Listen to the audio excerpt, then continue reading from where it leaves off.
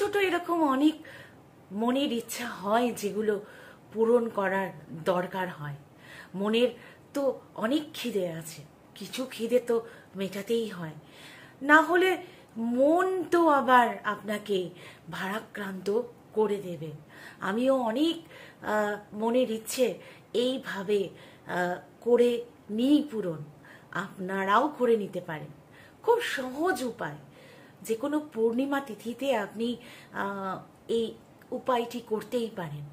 বাড়িতে যদি আপনার রাধা কৃষ্ণের চিত্র বা মূর্তি থাকে, আপনি রাধা কৃষ্ণের মূর্তির সামনে একটি হলুদ বস্ত্র পরে স্নান করে আপনি আগের দিন থেকে ভেজ খেয়ে থাকবেন এবং কম্বলের আসনে দাঁড়িয়ে একটি রুমালের সাইজের হলুদ কাপড়, তার মধ্যে 9টি 1 টাকার কয়েন দিয়ে আপনি তার মধ্যে একটু তুলসী পাতা এবং একটু চাল দিয়ে ওই হলুদ কাপড়টিকে গিট মারছেন।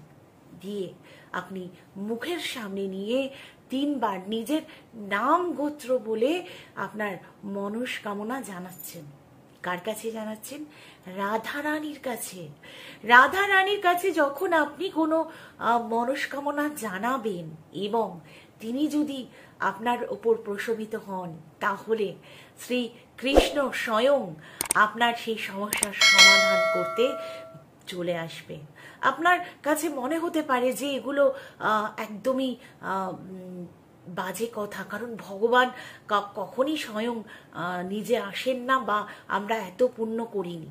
তাই জন্যই তো বলছি, আপনাকে একটু পুণ্য তো করতে হবে, মানে একটু কষ্ট আপনাকে করতে হবে। ওই হলুদ কাপড় যেটি নিয়ে আপনি 9টা 1 টাকার কয়েন, একটু চাল এবং 9টি তুলসী পাতায় আপনি তার মধ্যে দিয়ে গিট মেরেছেন, সেই হলুদ কাপড়টা নিয়ে শুধু রাধারানীর কাছে গিয়ে আপনাকে মনের ইচ্ছা বললে হবে না। 3 বার মনের ইচ্ছা জানিয়ে নিজের নাম গোত্র দিয়ে অভিমন্ত্রিত করবেন। করে ওই কম্বলের আসনে বসে আপনাকে মন্ত্র জপ করতে হবে। কি মন্ত্র জপ করছেন? কিছুই না, জয় রাধা মাধবের জয়। আপনি এই মন্ত্রটি তুলসী কাঠের মালায় জপ করতে পারেন, 108টি তুলসী কাঠের মালা, কিংবা আপনি হাতে কর গুনেও জপ করতে পারেন। কিন্তু প্রত্যেক দিন 108 বার এই মন্ত্র জপ করতে থাকুন। যখন রাতে ঘুমোতে যাচ্ছেন, আবার আপনি যে ডিনার করেছেন যে জামাটি পরে, সেটি ছেড়ে ফেলুন।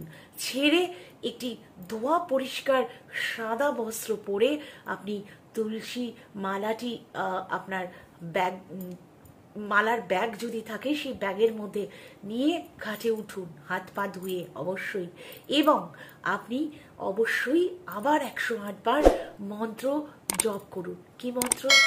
জয় রাধা মাধবের জয়, বা হরে কৃষ্ণ কৃষ্ণ কৃষ্ণ হরে হরে, হরে রাম রাম রাম হরে হরে।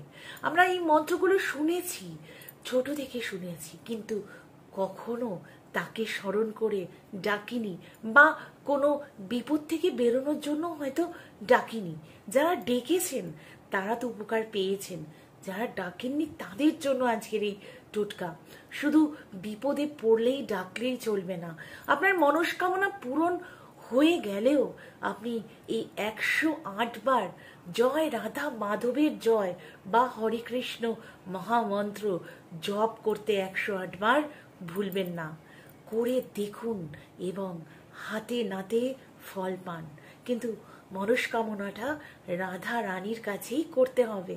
তিনি খুবই দয়ালু, তিনি খুবই মনের থেকে ভক্তদের সাথে জুড়ে থাকেন। তাই তার কাছে প্রার্থনা করুন স্বয়ং শ্রীকৃষ্ণের দেখা পাওয়ার জন্য।